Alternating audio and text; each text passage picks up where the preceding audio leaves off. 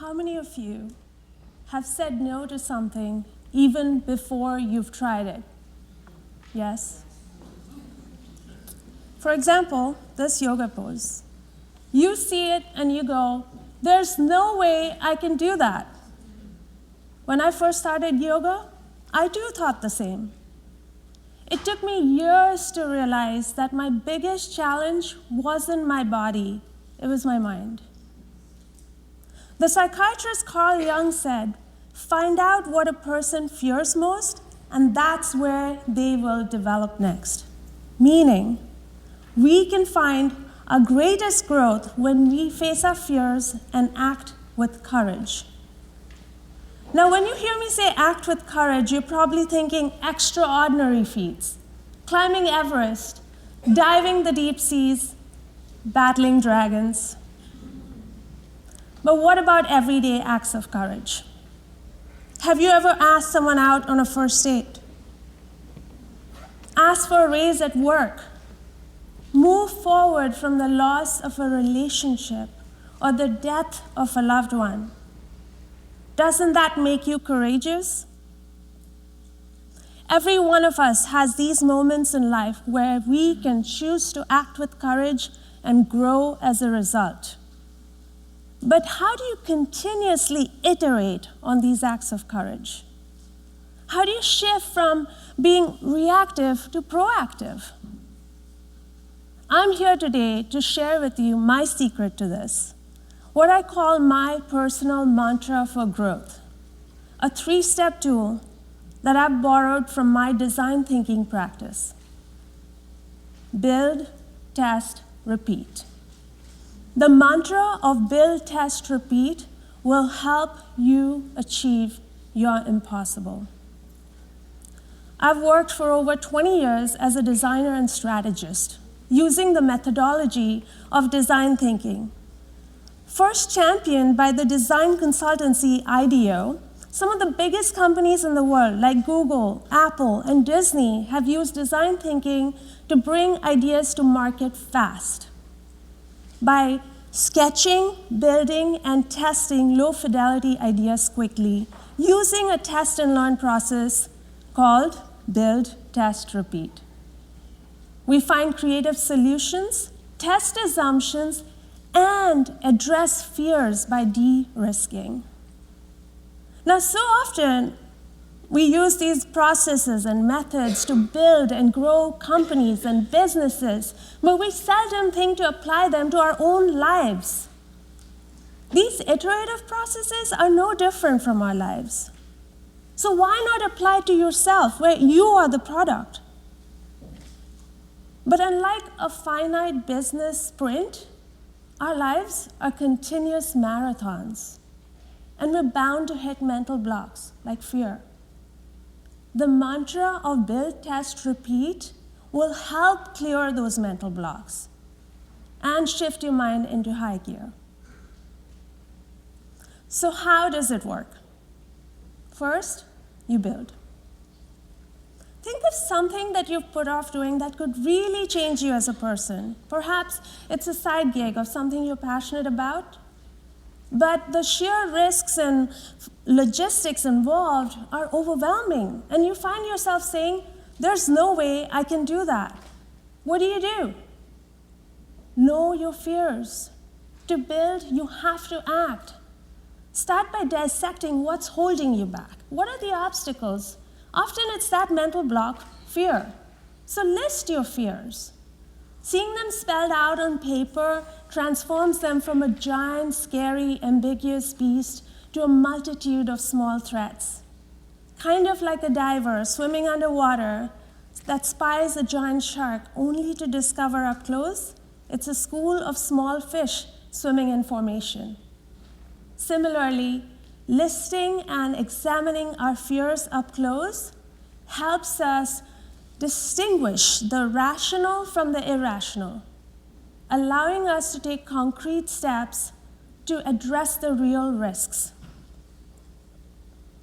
In 2020, as the pandemic lockdowns were spreading, I was restructured from my job, and I found myself at a crossroads.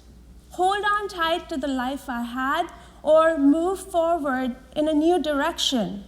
For years, I'd wanted to pivot my career to align it with my purpose and to go to graduate school to upgrade my skills.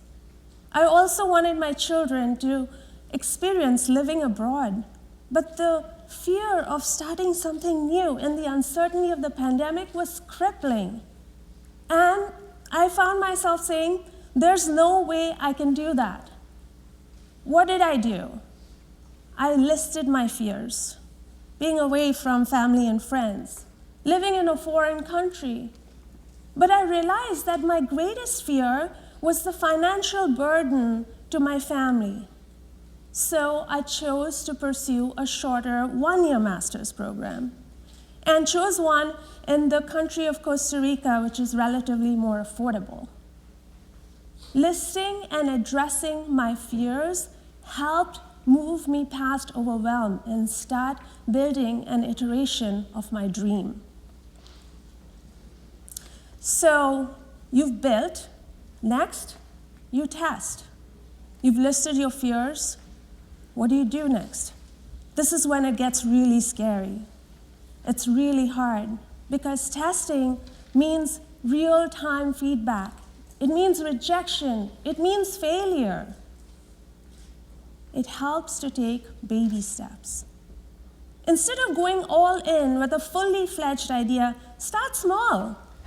This helps minimize the fallout of negative consequences and gives you more control if things go wrong. When I chose to pivot my career and move my family to a new country, I took baby steps. It would be a short-term commitment. We wouldn't move too far from our home country in case things went wrong, in case of an emergency and we had to return. These steps helped mitigate the hardships we faced when things didn't go as planned. In testing, identify what worked, celebrate. Often we forget to do that, and then take a hard, objective look at what didn't work. And this is usually when people give up. Plans fail. But there's more than one path to a goal. And you've got to go back and do it again. Repeat. I like to hike. And when I hike up steep slopes, I take switchbacks. Those of you that hike know that a switchback is an alternate path up a mountain.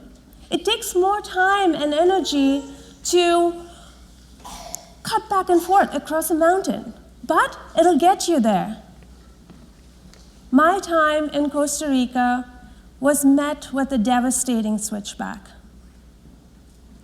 Just 2 short months after moving there with my family, and just a few weeks after I'd started graduate school, while on a volcano hike, my husband of 15 years collapsed and died in front of us.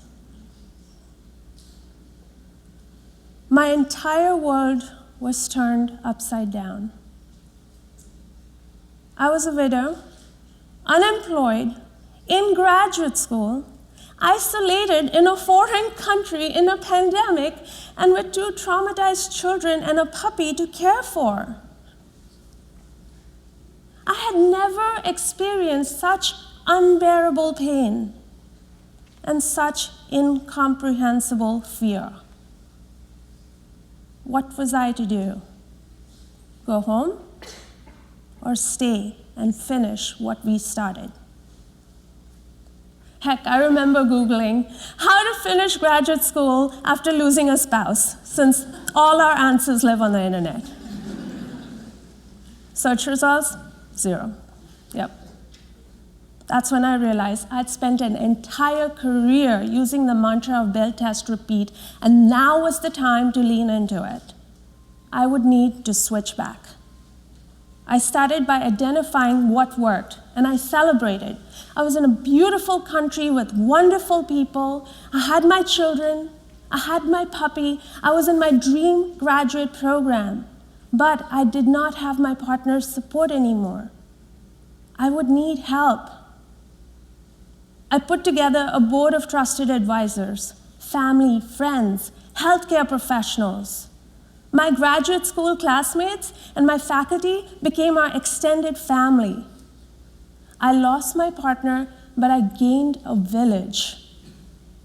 And just like a switchback, this was the longer and more strenuous road. But it got me there. It helped me achieve my goal. I continued with my studies, and I went on to focus on design for behavioral health for my master's thesis.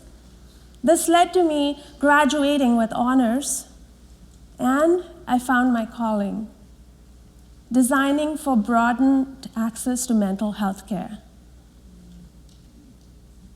Great products are not made overnight. Neither are great lives.